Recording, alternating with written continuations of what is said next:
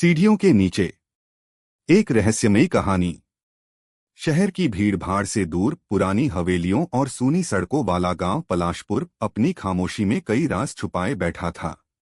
यहाँ हर घर की दीवारें जैसे किसी बीते समय की गवाही दे रही थीं। और उन्हीं दीवारों में सबसे पुरानी थी रायचंद हवेली। रायचंद हवेली वर्षों से वीरान थी।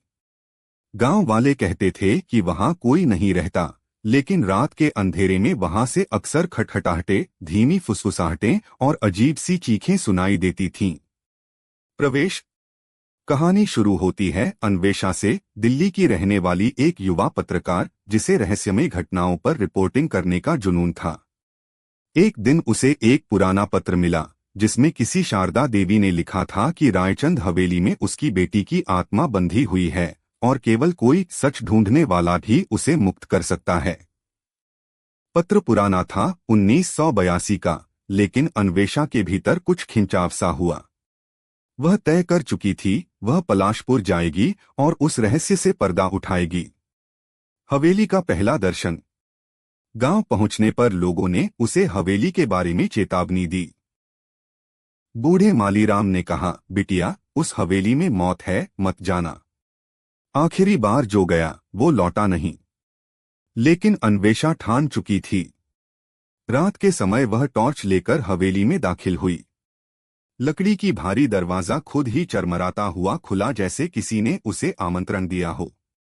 अंदर हर चीज पर धूल की परत थी, मकड़ियों के जाले थे और हवा में सड़ा हुआ गंध। लेकिन इन सब के बीच एक सीढ़ी थी जो तहखाने की ओर जाती थी, बंद। पहला संकेत। सीढ़ियों के नीचे भारी पत्थर लगा था। अन्वेषा ने उसे हटाने की कोशिश की, लेकिन वह टस से मस नहीं हुआ।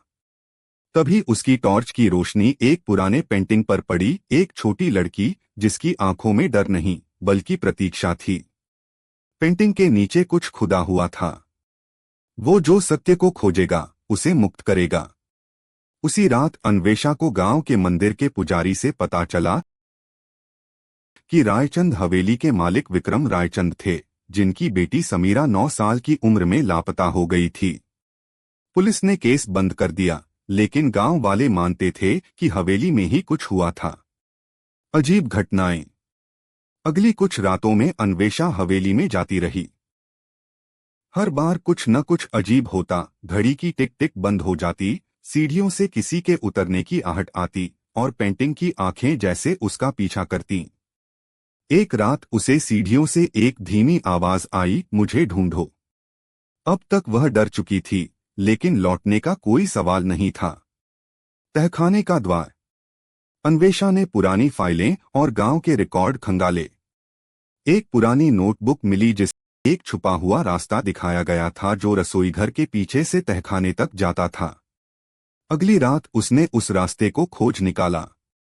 दीवार पर हल्का सा खांचा था जिसे दबाने पर दीवार सरक गई और एक पतली सुरंग सामने आई। टॉर्च लेकर वह उसमें घुसी। सुरंग नम थी, दीवारों पर नाखूनों के निशान थे, जैसे कोई बहुत बुरी तरह बाहर निकलना चाहता हो। तहखाना और बंधी आत्मा। तहखाना एक छोटी सी अंधेरी कोठरी में खुलता था। वहां कुछ खिलौने, एक पुराना झूला और दीवार पर लिखा था, पापा ने कहा था कोई नहीं मानेगा मेरी बात, अब मैं यही हूं। झूले पर बैठे एक धुंधले साये को देखकर अन्वेषा की सांस रुक गई।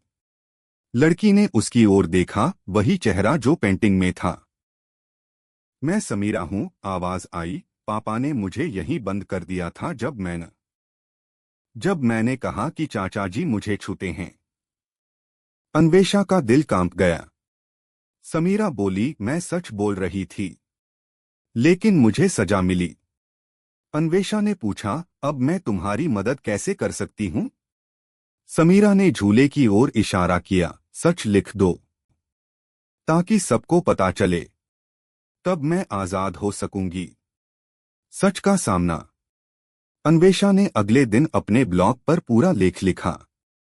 उसने रिकॉर्ड, सबूत और समीरा की आत्मा के बयान को तर्कों के साथ पेश किया। लेख वायरल हो गया। पुलिस ने दोबारा जांच खोली और कई पुराने दस्तावेज सामने आए जिसमें समीरा की शिकायत को दबा दिया गया था। विक्रम रायचंद अब जीवित नहीं थे, लेकिन उनका भाई राजेंद्र रायचंद जीवित था और गिरफ्तार हुआ। मुक्ति। अन्वेषा एक बार फिर हवेली गई। तहगुला अब खाली था। समीरा की आत्मा मुक्त हो चुकी थी। दीवार पर अब नया वाक्य उभर आया था। धन्यवाद। अब मैं उड़ सकती हूँ।